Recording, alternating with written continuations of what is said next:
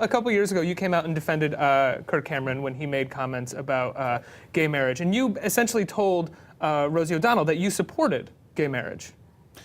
I said that if people who are gay want to create situations and environments like their own churches or have civil unions, they should be able to do and have the freedom to do what they want. Mm-hmm. I just think that what seems to be what goes on in certain dynamics with certain individuals is that they want to ask people of certain faiths to change their doctrine and this and that, and that I don't agree with. Mm-hmm. So you're apparently speaking at a conference that's coming up. I want to roll a clip of the advertisement for that conference, then ask you about it. Sure.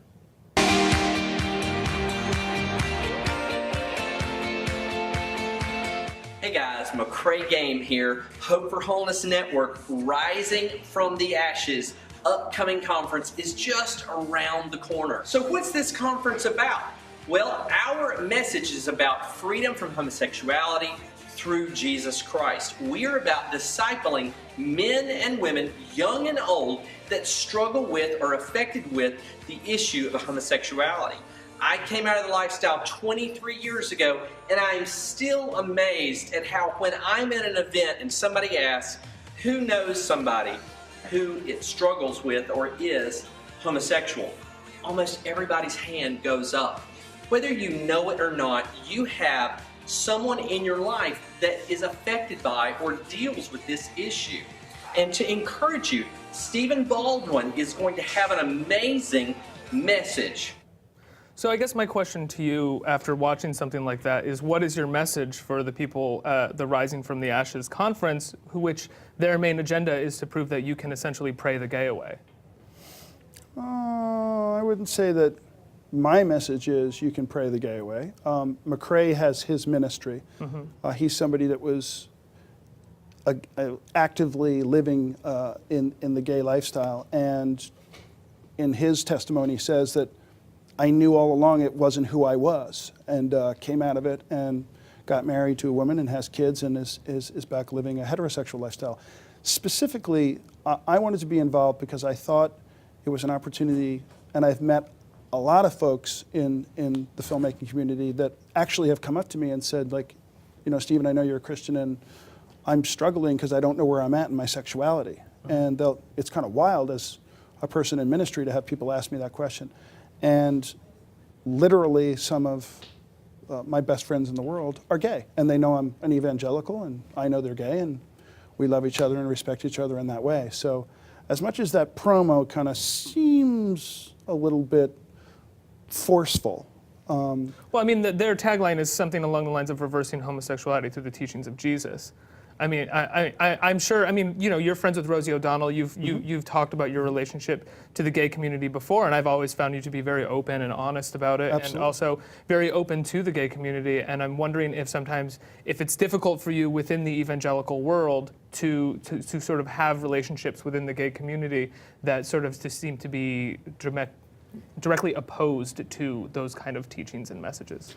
Yeah, no, I don't subscribe to really trying to convince anybody to be something or want to be something that they do or don't want to be. Mm-hmm. I know that there are people who are gay who struggle with whether or not they are sure they are or not. And I'm going to have a message certainly at the conference that's going to just talk about my experience with God's love and things like that. And it'll hopefully be a blessing to some people who do struggle with whether or not they are certain. Would you say that we're talking more about people struggling with identity issues and not just necessarily struggling with being gay, that gay doesn't necessarily have to be a struggle?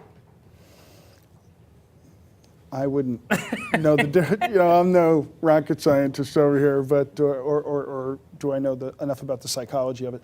You could be absolutely right. But I think it's, you know, we live in a culture now where throughout every demographic of age, what's talked about a lot is gay folks who want to do what they want to have the freedom to do, et cetera. But then there are, I think it's fair that there should be an opportunity for people who are unsure, to be able to have the ability to have a conversation about what direction they want to go.